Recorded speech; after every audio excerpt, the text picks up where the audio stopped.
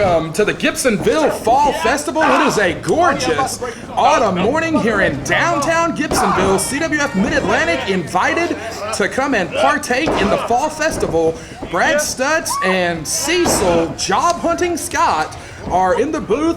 Cecil, it's a gorgeous morning, and we are kicking things off with the Rising Generation League Championship being defended. Yeah, you couldn't ask for a better opening contest than this. The Rising Generation League champion Chris Lee against a great athlete in Smith Garrett. Garrett trying to get away from Chris Lee. Chris Lee cranking on the arm here.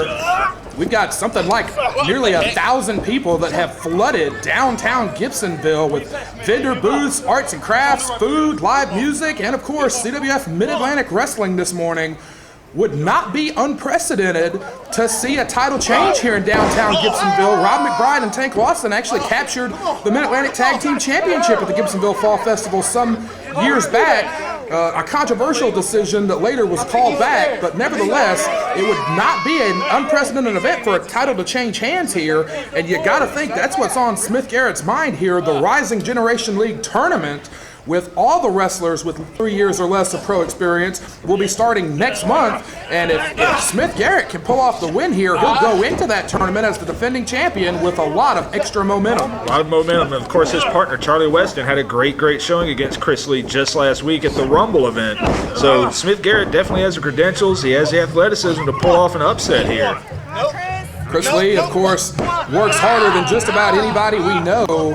An afternoon traffic anchor at WXII Channel 12 in the Greensboro market, a nighttime DJ at 102 Jams, the Tri-Heads hip-hop station, and wrestles a full-time schedule defending the Rising Generation League Championship and wrestling for numerous companies all over the Southeast. So this is one of the busiest guys of anyone on the roster, and we're here, it's about 10:30 in the morning. It's bright and early on wrestler time. You gotta wonder if that schedule might weigh on him a little bit more in the morning than it would be on a normal 7:30 p.m. bell time. I know for a fact he's normally asleep at this hour. He works the graveyard shift, as it were, and maybe he could find me a job. Someone certainly needs to. And we're gonna look like we're gonna get a Greco-Roman knuckle lock here. And I think I would venture to say Fall Festival always a big deal. This is the biggest attraction in the Fall Festival. Yeah, like you said, downtown Main Street of Gibsonville flooded with people, and as soon as we rang the bell, they have all flocked to the wrestling ring. No, I'm gonna do it for you. Oh, he's gonna do it for him. And Chris Lee stops the arm of Smith Garrett. Garrett is hurting on the canvas. That is an excellent way to dislocate an elbow, and if Chris Lee's game plan is the arm, that's a good move to go with. And if it wasn't his game plan, it should be now. And of course, Smith Garrett always has time to jaw with the crowd. Oh, big hip toss, and Smith Garrett is hurting on the canvas. And Smith really hasn't been able to get out of the blocks here. Chris Lee has taken most of this early portion of the match. Could be the exact opposite effect. Could be that Chris Lee's not worn out at all. Chris Lee is still on the ball. Chris Lee is still awake. He could be the most awake of all of us at this hour. There is no telling how much coffee he's had this morning. Almost as much as me, probably. 10:30 is very early, Brad. Oh, he chopped Smith Garrett right in the chest. Well, Smith Garrett's woken up after that chop. Undeniably so. Whip gets nothing. Chris Lee up and over. Hooks the head. No. Oh! He hit hard on the buckle. Man, that was a smart move by Smith Garrett. Dropped those ribs right on the buckle. Draping DDT. And he's go ahead and do it. Drove Chris Lee's head right into the canvas. Chris Lee is glassy-eyed on the canvas. And just like that, the momentum has turned in the favor of Smith Garrett. Referee Joey Hogan checking on the champion here. Smith needs to put a combination together or put a big move together to beat the champion. Right, it looks like he hit two big moves and he doesn't really know where he wants to go from here. Maybe he'll get back on track with this suplex, it looks like. He might have still got his bell rung from earlier. Man, that's a great looking suplex, and I've gone on record as saying Smith Garrett has probably the finest physique in CWF Mid-Atlantic. Just a fantastic athlete. All right, I think he gave that one to you, Cecil. Maybe.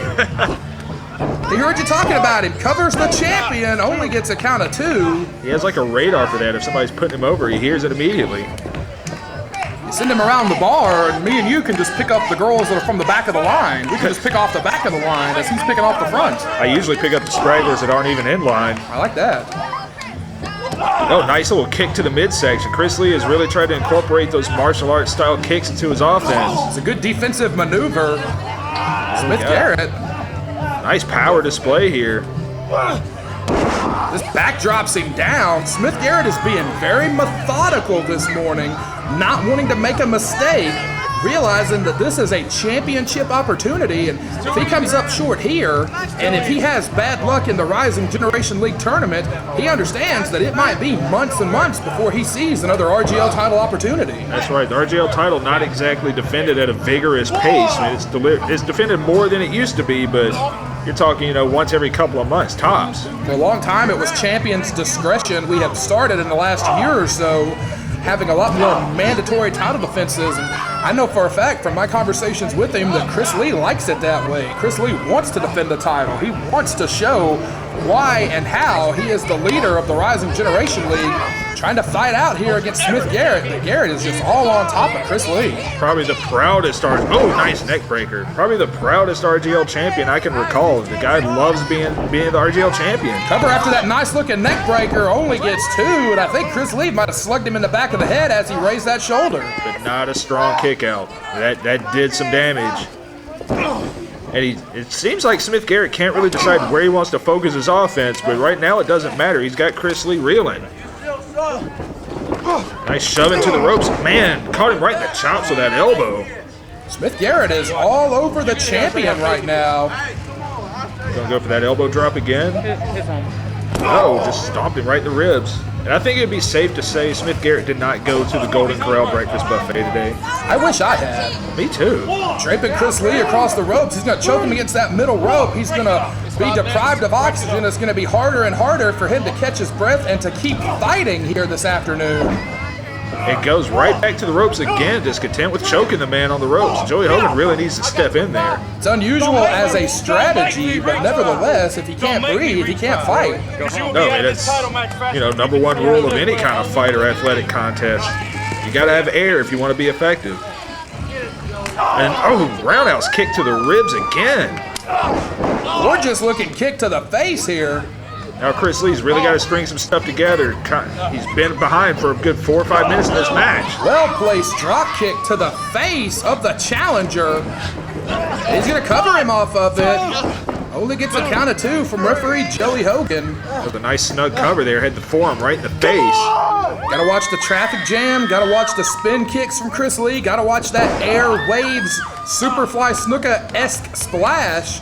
All big moves in the arsenal of Chris Lee, and there's another one with that leg drop. He got great elevation, dropped all his body weight down on the sternum of Smith Garrett. Ooh, close 2 count on that. And Chris Lee does have some very thick, powerful legs, so a leg drop from him is very effective. Oh, great defensive move there by Smith Garrett. Really good. He sent him mouth first right into the buckle there.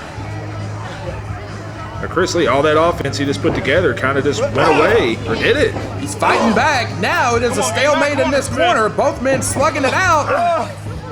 They got him in a fireman's carry, all power. The power of Smith Garrett has undeniably been on display here. Soul food right into the jaw and the chin of the challenger.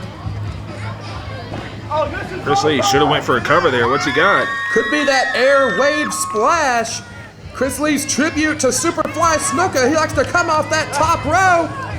Here it comes. Boom! All the weight crashes down on the sternum. And we got 3. Chris Lee retains the Rising Generation League Championship this morning in downtown Gibsonville as part of CWF Mid-Atlantic at the Fall Festival. 9 minutes and 19 seconds. Your winner by pinfall and still Rising Generation League champion, Chris